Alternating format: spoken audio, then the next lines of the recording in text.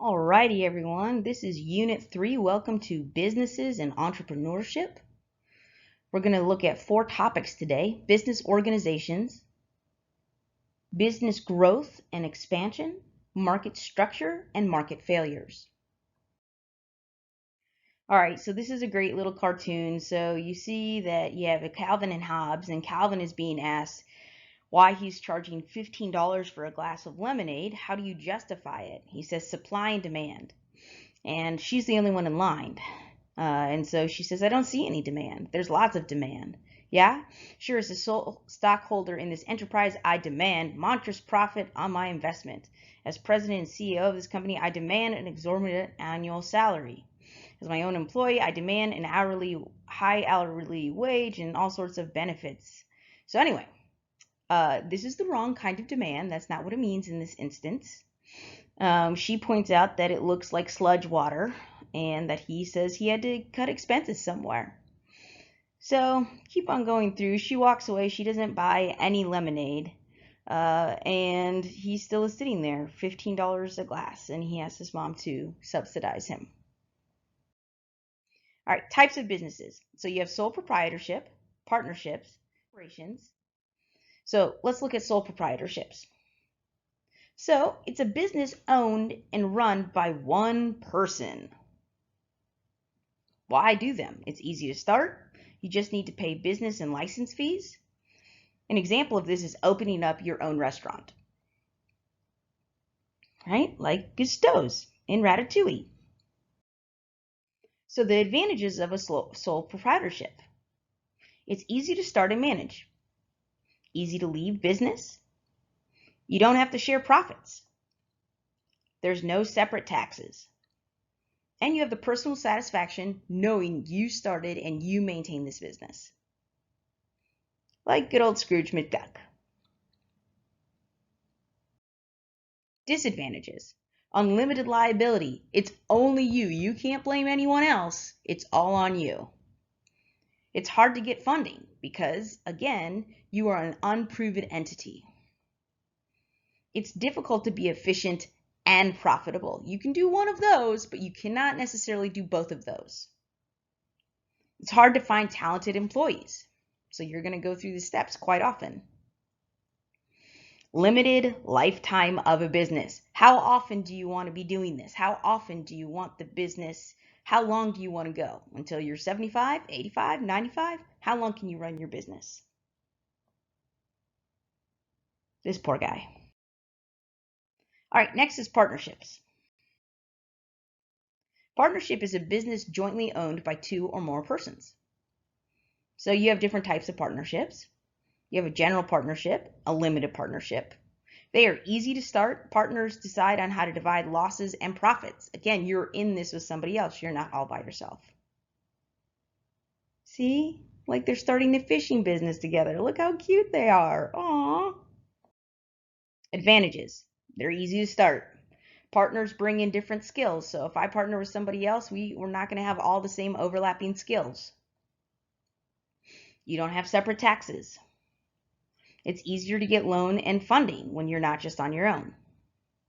It's easier to be run efficiently, again, because you can divide and conquer the work. As a sole proprietorship, you're doing all of the work. As a partnership, you are dividing the work. See? Like these guys. There's nothing funny about them though. Disadvantages. You're responsible for all the partner's actions. So if your partner is a bad partner, sorry, that's going to affect you 100%.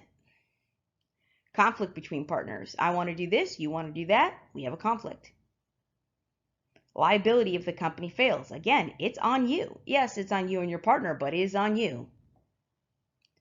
And there's a limited life of this business. As long as your partnership is there, as long as you want to do this business, but if you get bored of it or you want to transition into something else, it's going to take a long time for that to happen. All right, corporations. Corporation is a business organization recognized by law as a separate entity having the rights of an individual. That's right, this is a business having the rights of an individual. Pretty crazy. So to form a corporation, you have to have a government charter. So you have to go to the government in order to form your business.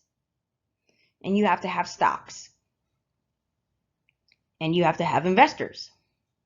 And you're answerable to the investors. I think answerable is a word. Like Walmart would be a corporation. Advantages of this. It's easier to get a loan because you're going to be part of a large group and you're going to have investors. So you're going to have people backing what you're doing. Professional managers can run it, so you can hire people to make it the most efficient possible. And you have limited liability for the owners. So instead of it being only like in a sole proprietorship or even a partnership, you have limited liability in a corporation. Unlimited life of the business. It will keep on going long after you are gone. Like Apple. Disadvantages. It's hard to get a charter. They're not just going to give it to anybody. Owners don't have full control over the day-to-day operations. So you're accountable to your board. You're accountable to your stockholders. There's double taxation, so you get taxed twice. There are lots of government regulations that you have to abide by.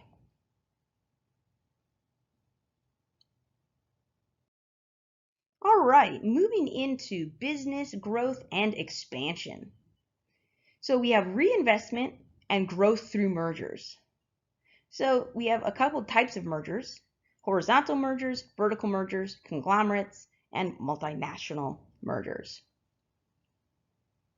So Disney is a fantastic example of a merger. So Disney is going to take Marvel, right, merge into one company because they purchased it. Okay, what is a horizontal merger? This is two or more businesses that produce the same kind of product actually joined together. So Taco Bell, Pizza Hut, KFC, if you've seen one of these, right? They're like, okay, we produce very similar products, so we are going to merge in order to reduce cost. Vertical merger. When businesses involved in different steps of the manufacturing or marketing join together. So think from bottom to the top. So a great example of this would be Comcast NBC. So NBC produces content, right? You have NBC shows, but Comcast is the actual internet company that is going to stream these shows to your house. So when these merge together, they are a vertical merger, like Live Nation and Ticketmaster. Conglomerate, a business that has at least 4 businesses all making different products. So a great example of this is the Walt Disney Company. Again, they are a conglomerate, so you see all the different things that are part of them. And this isn't even the most updated one, right? You don't see the Star Wars entity in here as well. Multinational, a corporation that has manufacturing or service operations in a number of different countries. So that's going to be Coca-Cola. They're all over the place, all over the world. Let's move on to market structures. You're going to need to flip your page over at this time. So we have different types of market structures. You have perfect competition, monopolistic competition,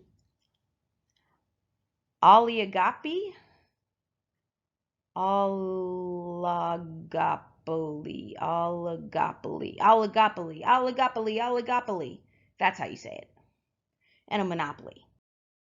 So let's look at perfect competition. A farmer's market is a great example of perfect competition. How come? Well, because you have many sellers, it's easy to enter and exit the market, everyone is well informed, and they're selling a very similar products. Apples are apples are apples are apples. You have these identical products. And so in perfect competition, you see our very traditional supply and demand chart. Price is set by supply and demand. It goes to your equilibrium point. That's what makes it perfect competition.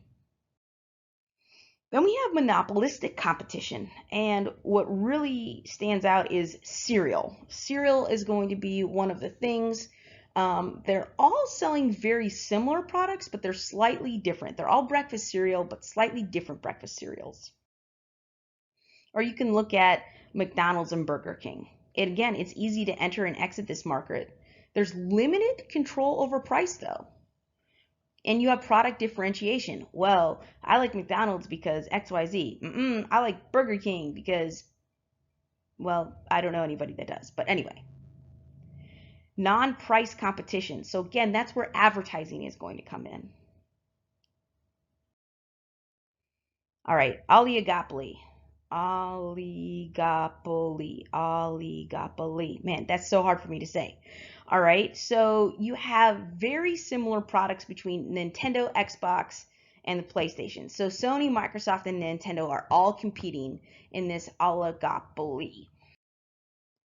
Okay, so you have very few large sellers. It's difficult to enter the market, and you have differentiated products. They are the price makers. They also use collusion and price fixing. So you ever wonder why they cost almost the exact same amount? That's why, because they set their prices together. This can be seen with airlines. This can be seen in the car industry as well. And of course, it is using some advertising and brand loyalty as well. Monopoly. I'm in the money. I'm in the money. All right, so there's one seller of a particular product. You do not have close substitutes. It sets its own market prices. Apps almost impossible to enter the market. So there are four main types of monopolies. We have natural monopolies, geographic monopolies, technological monopolies, and government monopoly. A natural monopoly occurs when it would be too costly or difficult to have another business offering the goods and services in that area. So that's what we get a lot of times when we have electric companies. Or this is a natural gas company.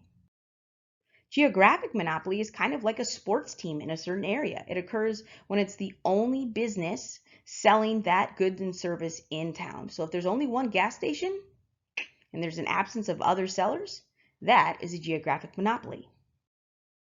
Technological monopoly. The NFL is another great example of this. This occurs to patents or copyright. So you're not allowed to actually use this. So if I wanted to do a podcast about the NFL, I would have to get the permission of the NFL. And a government monopoly. That's going to be like the United States Postal Service. So it occurs when the government is the sole provider of this good or service. And again, the Postal Service delivers letters and things with U.S. postage stamps on it. So that is actually going to be different than like DHL or different delivery services that you actually see through Amazon or whatever. Mostly the U.S. Postal Service is sent from people to other people. All right, next is market failures. I love this from Homer. Trying is the first step toward failure. Let that be a lesson to you all. Okay, that's a really sad lesson. That's all I have to say about that. The most common market failures involve cases of inadequate competition, resource immobility, meaning resources don't move, externalities, and public goods. Inadequate competition, here's what it means. So you have a consequence of decrease in competition. Inefficient resource allocation. You have no incentive to use resource carefully. So back in the day, we used to absolutely just use all of our trees without any thought to putting in more trees. We had no incentive to use resources carefully, and now, thankfully, this is starting to change. Higher prices and reduced output. Monopoly can limit the supply. Resource immobility. Oh, poor pupper.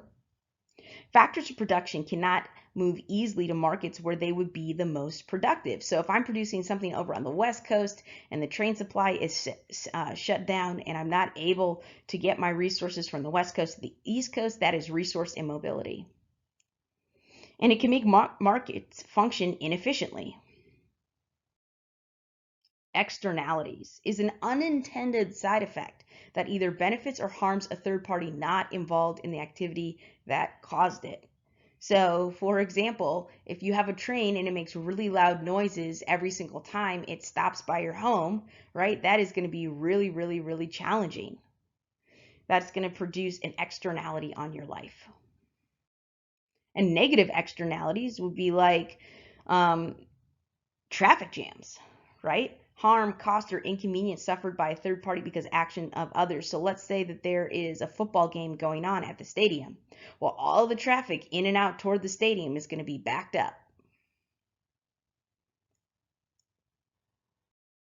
A positive externality, a benefit received from someone that has nothing to do with an activity that generated the business.